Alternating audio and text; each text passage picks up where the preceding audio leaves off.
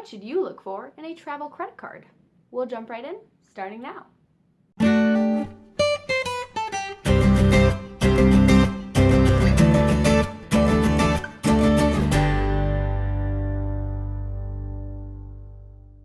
Hey pretty people, my name's Rachel and welcome to Wanderai, where we give you the how-to on making travel tangible. In this bit, I'll be aiming to demystify the language surrounding travel credit cards so you can identify the best one that works for you. If this is your first time here, welcome. We aim to cover all things relating to responsible travel, so if that interests you, consider subscribing. If you catch anything that I've missed, please share with us in the comments below.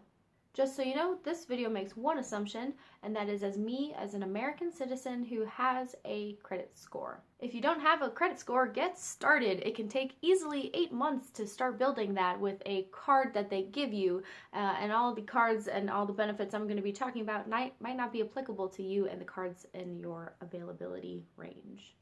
Just a disclaimer before we jump into the nitty-gritty, my job has nothing to do with the handling of other people's monies, only just research done to make sure I handle my own the best I can. And so keep that in mind as you're reading through. Maybe you want to do more research or get the opinion of a professional before you make gigantic life decisions. There are 5 key things I look for in a travel credit card. Number 1 is no annual cost. There's a fair argument that some annual fees will pay for themselves in all the benefits that that card has reaped for you. And wonderful, that's great. However, me as a traveler, I don't want that sort of weighing over me as I'm traveling to wonder, have I met the minimum requirement to make sure that this card has paid for itself? So I want to look for a card that has as many benefits as possible without charging me an annual fee. Number 2 is no foreign transaction fees. A foreign transaction fee is usually about a 2 to 3% surcharge on top of whatever you already are paying for something, which can really add up over the length of a trip. This fee comes from the bank passing along how much it costs for them to move your purchase through multiple countries and multiple banks, and they put that back on you. So don't let the banks do that. You make them pay for the work that they somehow finagled that whole system to do. Also, a tip I just learned is that you don't actually have to be in a different country to incur a foreign transaction fee. If the company you are buying from online is from a different country, there's a chance you might have a foreign transaction fee hidden in your total. So just to be safe, I like to have all my cards to have no foreign transaction fees. Number 3 that I'm looking for in a card is no expiration on the points you have earned. Some cards will say that the points you have earned will be lost upon termination of that credit card, which makes sense. They no longer have your business. Though some companies will say, after a certain period of time, your points that you have earned are now gone. So what's the point of me having earned them at all? Though this is a situation where you should definitely read between the lines, because I just newly acquired a credit card that on NerdWallet highlighted that there were an expiration of points. So I went through it because it was just that good of a card. I had to figure out what that really meant. And it said that after 5 years, my points will expire. I don't know about you. I can't see quite that far ahead in my future that I don't think I would want to use my points before then, so I am okay with this particular expiration date. Also, I think it's important to highlight NerdWallet is amazing, especially if you're doing credit card comparison shopping. They have everything well researched, extensively researched, and in a easy way to look across all the benefits and the pros and cons for all of them, and I'm such a nerd because I love looking at it. Anyway, plug to NerdWallet. Number 4 is easy redemption. Some cards will have what's called a minimum point requirement in order to actually redeem your points, and this isn't so bad because sometimes it's a monetary value that's so low, you're probably not going to use your card to reimburse $5 worth on a plane ticket. But some of them are a little bit more devious, like blackout dates. Some companies will say you can use your points whenever, except these times you might actually want to travel. So look for whether or not they have blackout dates, because that's super annoying. There are also a fair amount of cards that have points that are redeemable only at very specific airlines or hotels or with particular chains. And this can be great if you are very loyal to that particular airline or that particular hotel chain. In fact, I highly recommend if, for example, all you fly is American Airlines, go get the American Airlines card because you will rack up more points using that specific card for that specific airline. However, if you're like me and you sometimes just go wherever the cheapest flight is, I would like to have a travel credit card that allows me to redeem my points in that particular direction.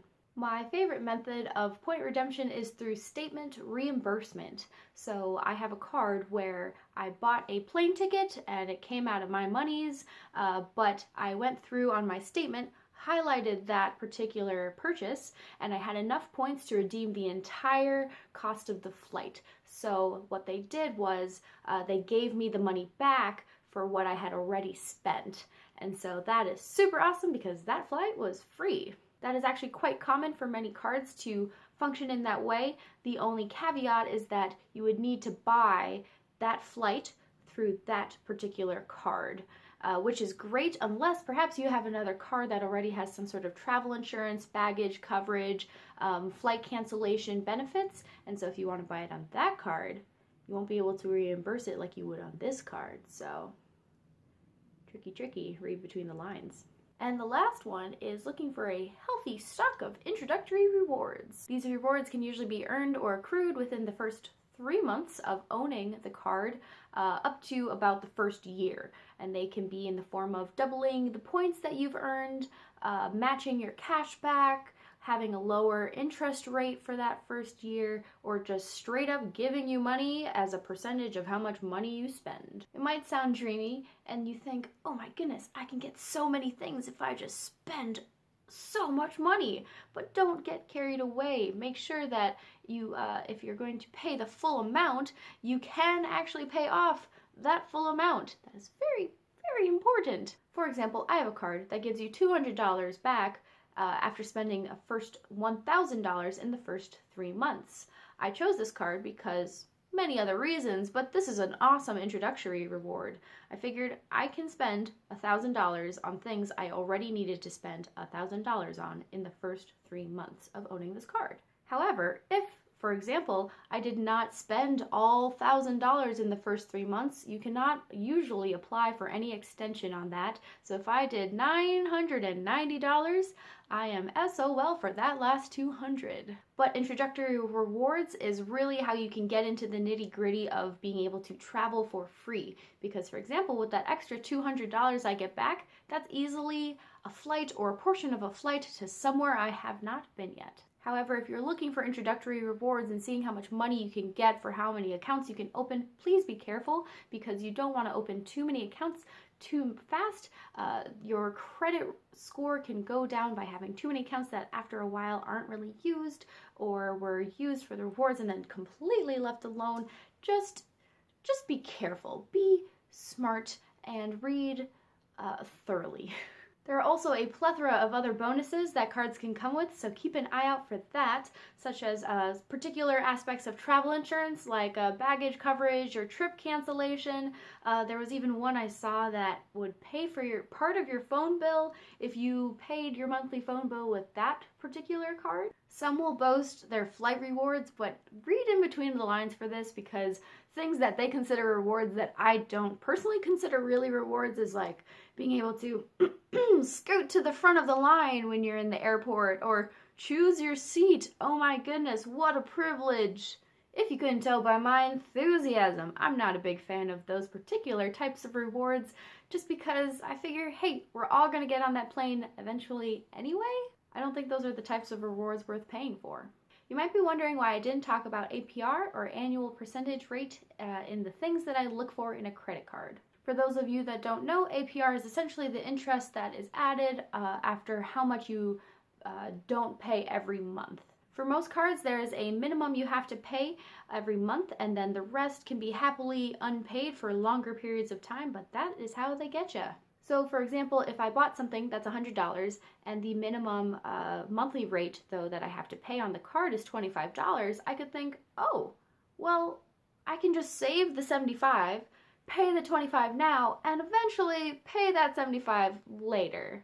but an APR would charge me an interest rate on top of the 75 that I have not paid yet, and then I will have to pay that over a longer period of time, which is how almost any loan works. However, the way I work with travel credit cards, and frankly all my credit cards, is I make sure that these are ones that I can pay in full every month, which I realize is not always feasible for people using credit cards. So if you have multiple credit cards, maybe focus this sort of behavior just on your travel credit cards.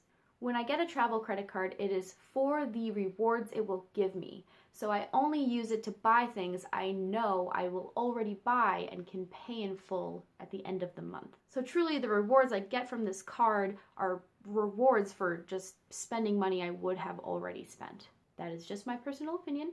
That is how I choose to function, and that is why I have not considered a low introductory APR rate in the rewards for a travel credit card. Anyway, there you have it. My name's Rachel, this is Wanderai, and we'll see you next time.